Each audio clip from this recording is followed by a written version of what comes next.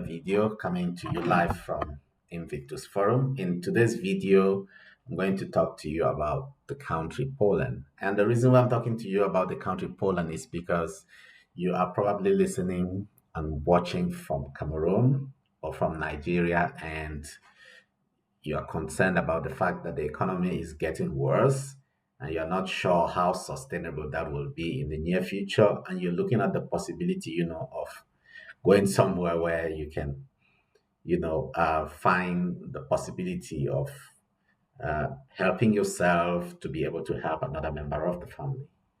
If you fall in any of these categories, then hold still and follow with us until the end of the video, because I've got some good information to share with you.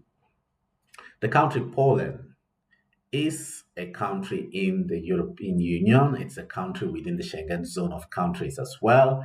And with a Polish visa or a Polish temporary residency, either one, you have the possibility of accessing the rest of the Schengen group of countries. What this means is that you can cross the border, go to Germany, go to Italy, without having, to request another visa. And you have the possibility of moving to this country, maybe going from Poland to, Germany, and stay there for up to 180 days, and then before you return without requesting for, visa. So getting the Polish visa on your passport is really something that is highly sought after, because believe you me, the other big countries like Germany, uh, Sweden, Finland, Italy, it's not so easy getting their visas. But compared to these countries, getting the Polish visa is slightly easier, you would say. And the good thing about this is the country Poland has an economy that's thriving, and the cost of living is slightly, significantly lower than most of these other countries that I just mentioned. Now, let's dive right into the heart of the video. First, I'd like to show you a few demographics about the country Poland. The country Poland currently has a population of about 38 million. And if you look at the demographics, you would see that between 1950 and the year 2000, the population grew steadily. And then from the point 1999 onwards, there was a stagnation and the population almost stopped growing. How is this of importance to us? Now, because of this stagnation, the nation, Poland, decided to adopt a strategy to stimulate growth. And the idea with this is that Polish citizens would receive some sort of support, financial support, to be able to enlarge the sizes of their families. Why? Because uh, everyone decided to raise a family of a size that as a function of their resources.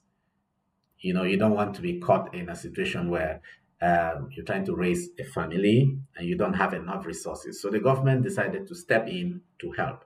And how is the government helping with this? The government is providing for whoever is within the Republic of Poland properly settled, either as a citizen or as an international that's on, what they call the temporary residency or permanent residency. The government supports them in two ways. One of the ways is if you put to birth in Poland as a woman, the government gives you a certain amount in subvention to help you with the hospital bills that come with, pregnancy, especially the aspect of delivery. The other thing that the government of Poland does is that if you have a child that's between 0 and under 16, thereabout, you have the possibility of earning monthly 800 zloty per child. So imagine that you have 10 kids, that will be 800 zloty times 10 for those kids for those number of years until they go past 16. That's a lot of help for families that are struggling because you can use this money to give your children proper nutrition and support yourself to be able to raise them properly while within Poland. Now let's take a look at the currency of Poland. The currency of Poland looks like this. If you take 1 zloty, it's equivalent to about 398 Nigerian naira. If you also take 1 zloty, this is equivalent to about 153 or 154 francs CFA. This is something that someone coming from Africa could actually benefit from. Now, in Poland, the minimum wage rate is such that per month you would earn at least 3,000 and above zloty per month. So let's say that you're earning, say, 3,500, which most students studying in Poland are able to earn. Then we're talking about 537,845 francs CFA for a student. Okay. And depending on the location in which you found yourself, maybe in a city like Opole, for instance, you'll be able to thrive on this amount and you could still be able to send home maybe up to 50,000 every month to help someone back home in need and keep a few reserves for yourself until maybe you're done with school. The Polish currency, the notes look like this. This is the 200 zloty note. And in terms of ZAF, this is equivalent to 30,000. Okay. And to be fair with you, you could earn this amount in one day. Okay. You can earn this amount in one day. Now, let's talk about universities in Poland. Why am I talking about universities in Poland? For anyone who has traveled abroad, you would know that the easiest way to move abroad is to follow the student route. Now, why am I particularly talking about Poland? Well, Poland, compared to other countries, maybe like France, Finland, Sweden, Poland has a lower cost of living, and by virtue of this has a lower cost of tuition as well. So with something like 4,000 euros per year, you would be able to pay your university fees. And most of their university programs, bachelor programs, will be 3 years long. So that's 4,000 times 3, that's about 12,000. And we're talking about 12,000, that's about, we're talking about something in the neighborhood of maybe like 6 million plus CFA, France CFA, to be able to go through this. For those who've been to Britain, to Sweden, for instance, you would see that this is insignificant because in Britain, the cost of education for one academic year could well be about 6 million. Okay. But in Poland, we're saying that this will be the cost of your education for the whole 3 years of your undergraduate. And if you were doing a master's, uh, that would be something like 4,000 times 2, thereabout. Okay, about 4,000 times 2 max. That's the max, because some universities you would even pay less than this. Okay, now that is as far as tuition is concerned. In another video, I'm going to show you the documentation that you need and how you can get access to this documentation and how you can go about getting your admission and processing your visa by yourself. For today, before I round up this video, let me just take you on a tour to one of the universities. The Indian embassy in Warsaw has done us the favor of, putting together a list of common universities in Poland. The 17 of them, and okay, feel free to pick up anyone. I'm going to pick up one that I'm quite conversant with because I've actually, helped people to get admission to this particular university. That's the University of Wrocław. Now, the University of Wrocław, like most other Polish institutions, default, the site will open in Polish. So I'm just going to tap on the English translation here, and here you have it now. So within the University of Wrocław in Poland, you can scroll down and select the recruitment link. And once the recruitment link is selected, you can scroll down further to choose apply for studies at the University of Wrocław. And now it brings you to this point. You have four options. Two of them are in Polish, and you have two more in English, which are pretty much what we'll be interested in. So you have the option of studying as a foreigner to study in Polish, and you have the option of studying as a foreigner in English. Now, if you chose to study as a foreigner in English, that is when you get to pay the whole amount of the tuition.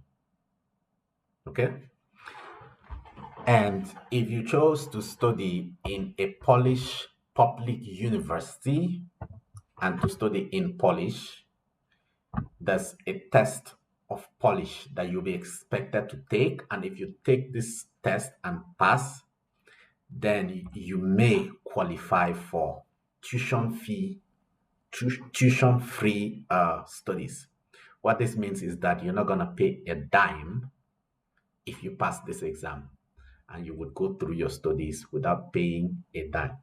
This is huge news for someone that comes from a struggling background and is trying to make ends meet. Yes, but to be able to get through this, you would have to, take on the Polish language lessons. You have the choice to take on these lessons back at home and come and sit for this exam, or you have the possibility of moving to Poland and then taking the Polish lessons first for about a year or a few months, mastering the Polish language, sitting and passing this exam. And the moment you sit and pass this exam, you are ready to begin your studies in Polish. And the good thing is, when you go down this road, no tuition for you, and you get to keep all your money that you brought from home, and you can use it, do whatever you want to do with. Okay. One last thing before I wrap up this video.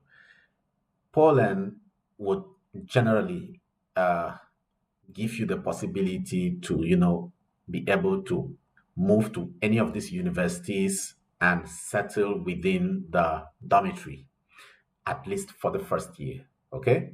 And their dormitories, on average, you would pay about 780 zloty per month for dormitory fees. So that's pretty small, and you can thrive on this. But if you decide to, move into the city and to look for your own place, then you get to pay slightly more expensive, maybe about 1,300 or more. Okay, so that's entirely up to you. Probably there will be another video for me to talk you through, the rest of the stuff. Yes, but in this video, I just wanted to let you know that you have this possibility. Most universities in Poland have the possibility of having two start dates. Okay, they have the possibility of starting two start dates. So let's just go to studies and then go to academic year calendar, for instance, to show you this.